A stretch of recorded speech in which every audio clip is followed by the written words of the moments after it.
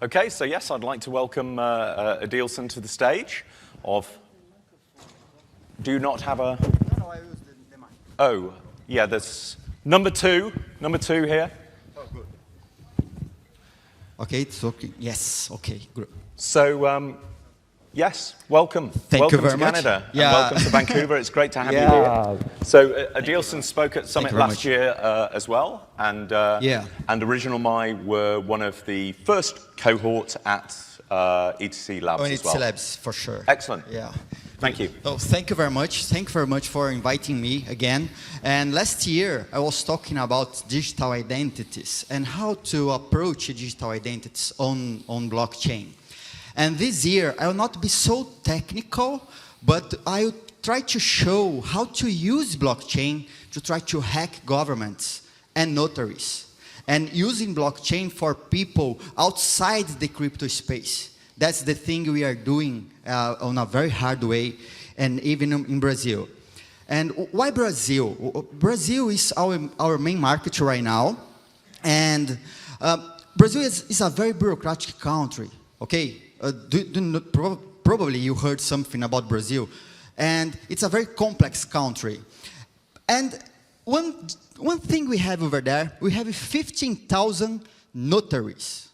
It's a lot of notaries in one country. It's a massive country, but 15,000 notaries, it's a lot. And notaries, in Brazil, you need to go to a notary every time. If you sign a document, you need to go to a notary to stamp a document. If there are more than one signature on that document, you need to go to each notary where the signature is registered to get a stamp on each signature. It's painful, it's time spending, we have a lot of queues and lines and a lot of stamps on documents. It's crazy, it's absolutely crazy over there. That's why we created Original My, trying to fight bureaucracy and every kind of bad bureaucracy and corruption and frauding over there. Then we started a campaign, a global campaign about Hack the Notaries. And a lot of people was engaged on that Hack the Notaries campaign. But we did a bounty program. We received more than 10,000 pictures of real people holding the Hack the Notaries. And it was a very interesting campaign using around the world the Hack the Notaries. And we did a lot of noise about that. Then, well, what's Original My? We have a platform, an end-to-end platform. It's an engine platform for authenticating everything. We authenticate people, we authenticate signatures and authorizations, and digital content. And we use Ethereum Classic. Why? Because it's very important to us, the immutability concept. It's very important.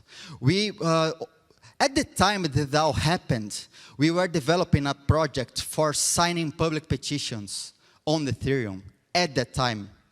And it was a big problem to us. Well, returning to Original My.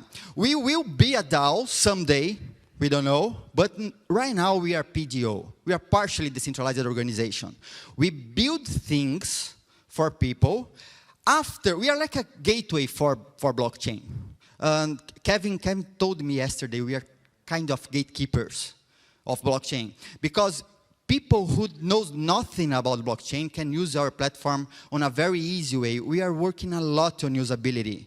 We're providing services for people who are not crypto friendly yet. We will achieve that goal someday, but it's not our reality yet. And one interesting thing on using Ethereum Classic, we are the top DApp doing transactions on Ethereum Classic. It's mapped on DApp Direct. And we are always on the top 3 on document authenticity. And over there, on the bottom side, you can see signed documents. And sometimes some people are signed documents even on our platform, and I'll show some examples of that. Well, how can we hack the governments using blockchain? For example, this is an NGO from Brazil. They built a platform for collecting signatures on public petitions. In Brazil, you have a law. If 1% of the population agrees on a public petition, it must be voted in the House of Representatives or even in the Congress. And the problem is collecting the signatures. They tried many times, 4 times exactly. And all the times they sent the signatures to the Congress and they said, okay, I can receive, but validate first. And how to validate all the signatures? Going to notaries. How to go to notaries with 1 million signatures around the country? It's very difficult.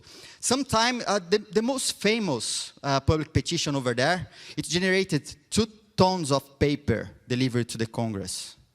Okay, it was 3 years for collecting all the signatures, impossible to validate. Then after creating Mudamos over there, Brazilian government has approved 2 laws that was created by people and voted by the politicians. That's an improvement of democracy. People are creating the regulations and the laws they think they deserve, and our politicians must hear that. That's the thing. And we created another thing after that. Some people, well, everyone is aware about fake news dissemination problem on social networks and defamation, online harassment, and everything like that. Then they asked us, please, can you authenticate that kind of web content before it being deleted and to show, or to attach on a case and send to the court? Then we created a tool for making it easier, for proving that the web content was there at some time. And in Brazil, as also, it was judged as valid on a superior court, on the Court of Appeals over there. Now Brazil has legal precedence on proofs collected with our tools and authenticated on blockchain. And why it happened? Because we provided a certificate of authenticity. The judge or any kind of technician guy can see on blockchain the authenticity of the document authenticated over there. And it can prove, as he said, it can prove the veracity and the existence of the content. We did a notary partnership, so we have 15,000 notaries and we have a partnership with 1. The rest of them are trying to kill us. And the thing is, right now, Brazilians no longer need to go to a notary to stamp documents. It's a huge achievement on a country, on a very bureaucratic country like that. We have a civil union campaigns. In Brazil, as also we have a law, if you want to, it's not a marriage, but the civil union has the same rights. It has not the same name, but it has the same rights. You just sign a contract with your couple, and you have the same rights of a marriage. And last year, we had a problem. In the end of last year, we have a very conservative politicians governing Brazil right now. And they were afraid of losing the rights of civil union, the same-sex unions. They were very afraid, worried about losing that rights. And then we engaged a campaign over there for same-sex unions or on Original My, using Original My as a platform for signing the documents. And what happened? Those girls in the center, one was in Brazil, another one was in Portugal. But they went to engage a civil union. They signed the documents using Original My, and then this year they went to the consulate over there to convert that civil union on a real marriage. And it was approved, and they are very happy. And as a gift to us, they created and printed that T-shirts. They used that T-shirts during the marriage in the consulate because of what Original My provided to them. And well, last year it was very interesting because the day before my presentation in the Ethereum Classic Summit, it happened in Brazil, the first blockchain voting, e-voting over there.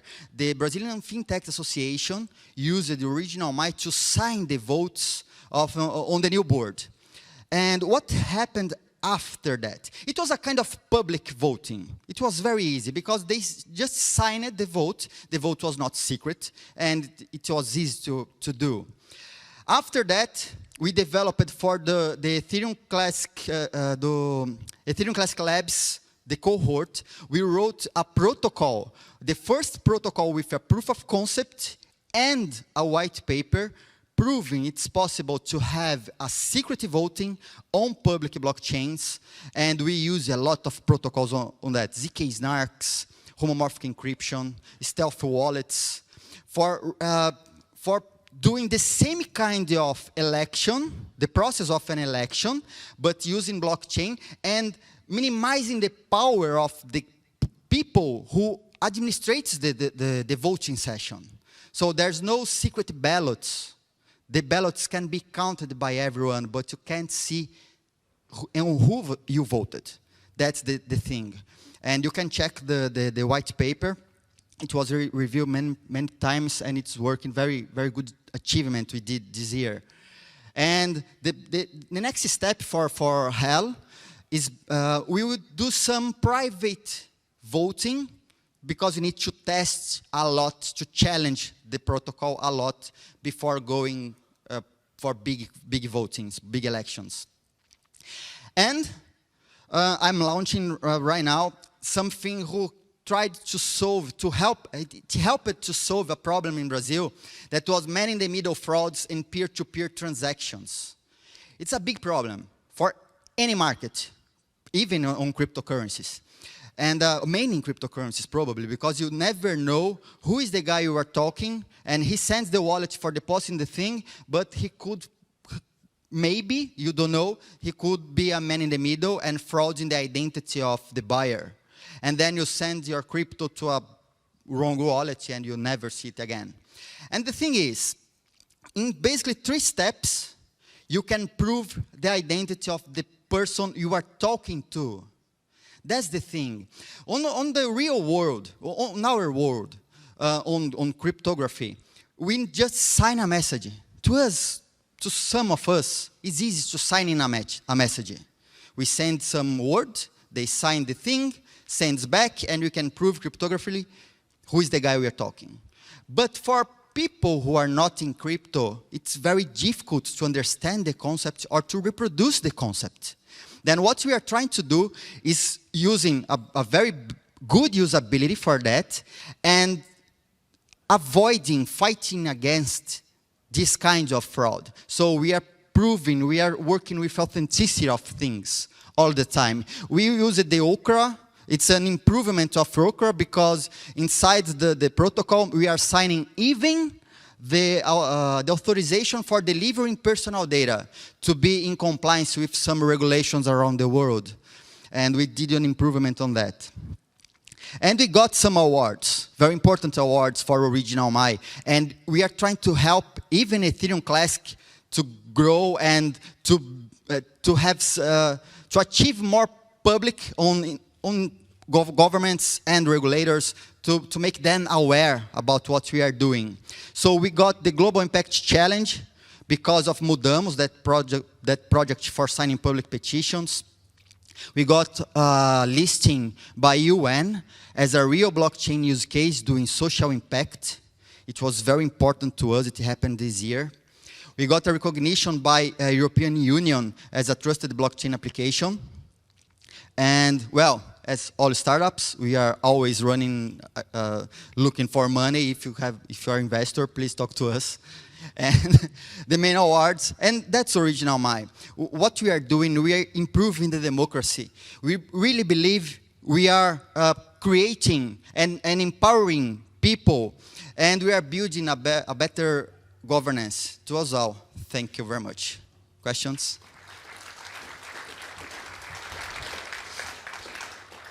Please. I'm curious, so it's funny, I've actually been tracking the contract on DAppDirect. Yeah. I think you guys do so many transactions, like 800 every 72 hours, so it's a lot of transactions. I'm curious, how does the private keys work for the notaries? So, or for the notaries that you want to replace? Do they hold their own private key? How do you do that? Yeah, at the time, no. We have our own private key, and people send, we just manage the hashes. So the hash is calculated on the browser, and we don't manage the document. We just receive the hash and send to the smart contract in very, very simple way. And that thing with the notary, we do almost the same. We name it that project as a pre-authentication. So we pre-authenticate the hash on the blockchain. We send the document to the notary. The notary electronically makes the stamp, that kind of stamp on the document, and sends back to the customer. And at that time, we have a layer of transportation of documents. We don't store the documents with us. But we have our own private key. And just on the digital identity, the keys are stored with the users as their personal data. So they have their keys, they have their personal data with them on their mobile apps, stored and encrypted in their mobile apps. We don't want to store anything, just the metadata that's needed. But for registering the things, we use own private key for doing that. We are like one user doing that. And you can see in the app direct that they show how many users are registering things in some here. So you can see over there users using that smart contract just to earn. That's just us. Okay, that's the thing. Because we are registering the things over there. But people can check just after.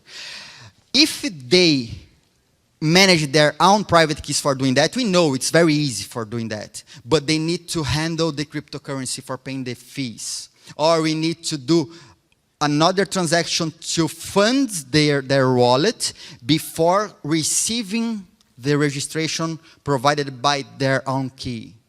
And there's it's not difficult, but there's some issues on usability about that. Then we prefer, we have 15 seconds of they need to trust on us. After that, they can go to the smart contract and check if it's registered by themselves. Okay? Please. So you mentioned like immutability as like one of the reasons why you use ETC instead of Ethereum. Yeah. I'm just wondering, like last year when the 51% attack thing was happening, like does that put significant risk on your business, or how do you feel about that kind of thing? How big of a risk is it to you? Yeah, I was very scary at that moment, for sure. But we have a kind of backup of everything that we register on a blockchain, on the Ethereum Classic.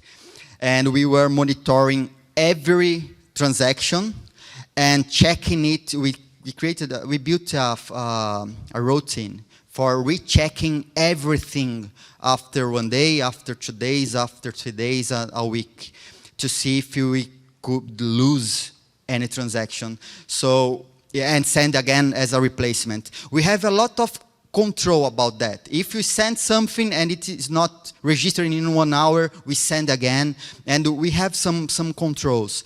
But because of the 51% attack, we needed to check more times. And the same routine is running yet, and probably will not turn it off because of that. Okay, thank you. Okay, thank you. Any other question?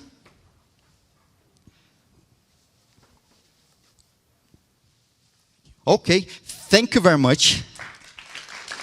See you next year. Thank you. Thank you. Thank you.